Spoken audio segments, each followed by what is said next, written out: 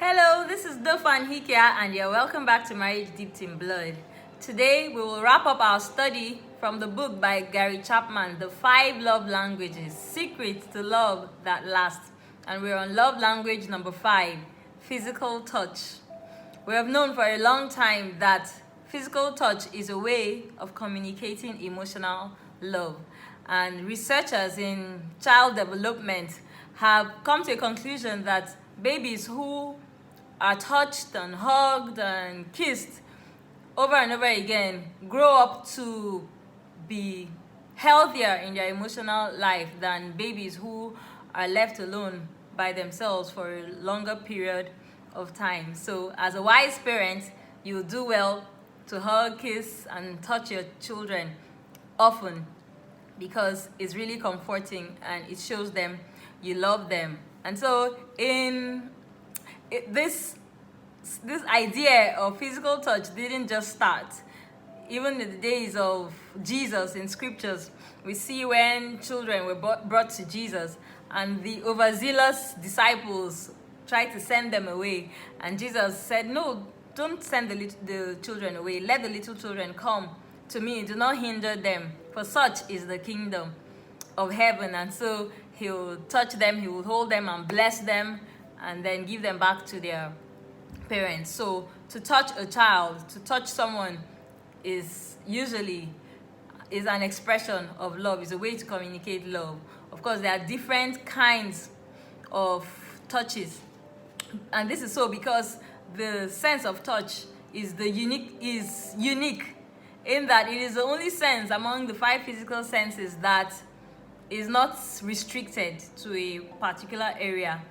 There are tiny tactile receptors all over our bodies, and some parts of our bodies are more sensitive than other parts.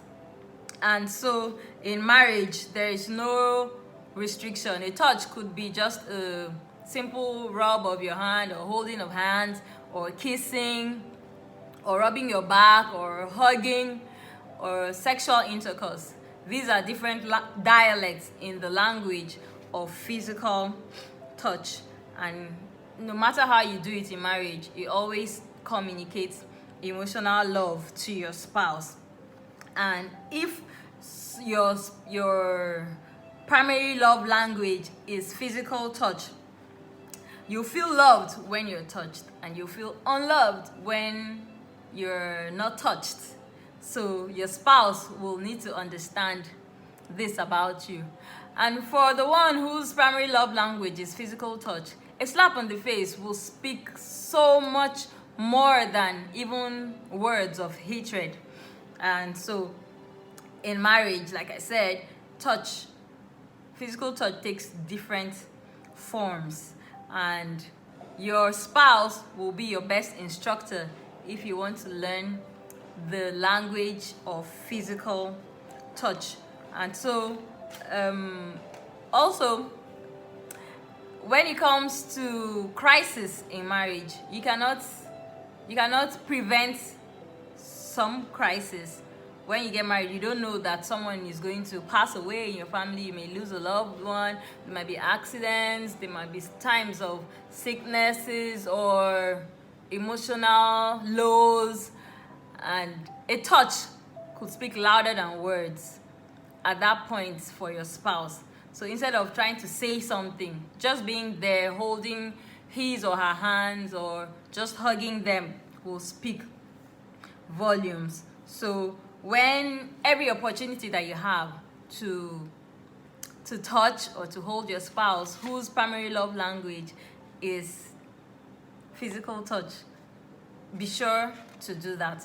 I did not know so much. I didn't really understand it earlier in marriage that my husband really liked to be touched. I think that's why he always wanted to touch and hold me or hold my hands. It happens that we tend to speak the language that we want to be spoken to. I'm sure you understand. Yes? Like, because I like acts of service, I always want to do something for my husband. You know, like do for others what you want them to do for you. That's how it is. Okay, so you need to find out if this is your spouse's love language, physical touch, then learn it and speak it fluently. So I'm going to give you some tips on how to go about this. First, learn to hold hands. Maybe you have to cross the road, or you're walking into the mall or walking into a church. Just reach out your hand and hold your spouse's hand, especially if this is their love language. It will speak volumes.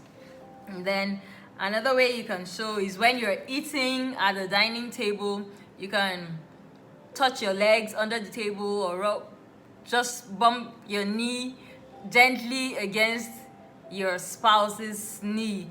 It's just an act of love. Or just reach out across the table and touch their hand. And then another way is just randomly walk up to your spouse and hug them and tell them how much you love them and appreciate them. Hugs means so much. We are huggers in our family. We're always hugging. And then if your husband loves physical touch, just be excited to welcome him at the door at the end of every day and give him a hug and a kiss. It will increase, it will make the climate of your home, the emotional climate of your home, really, really beautiful. And everyone coming in will feel the love. Then learn to initiate sex more often. Don't wait for your spouse to initiate sex. They'll feel like they are being a burden, or they are imposing on you, because they are the ones who really like to be touched all the time. So you learn to initiate sex. It will mean so much to them. And then in public, or when your family and friends are around, also reach out and just touch your spouse, or any way that they want to be touched. Just rub their hands or rub their back, and just let them know that you notice them even in the midst of many people, and it will mean a lot to them. So there's so many ways you can show this. You can show your spouse that you love them through physical touch, and don't stop. His body is yours and your body is his. That's what the Bible says. You should not withhold anything. You shouldn't hold back anything. There are no reservations. You must be naked and unashamed when you get married. So I hope that these 5 love languages we've been looking at in the past few weeks have meant something to you, and you are applying them in your relationships. Please let me know how it's going in the comment section. Just one sentence, and say what you've learned and what you have discovered and how you're beginning to apply it in your relationship. If you're with your spouse right now, you can just reach out and touch their hand and say how much you love them and appreciate them. And let's just spread the love this weekend, shall we? Thank you for watching, and I'll see you again next week. Bye.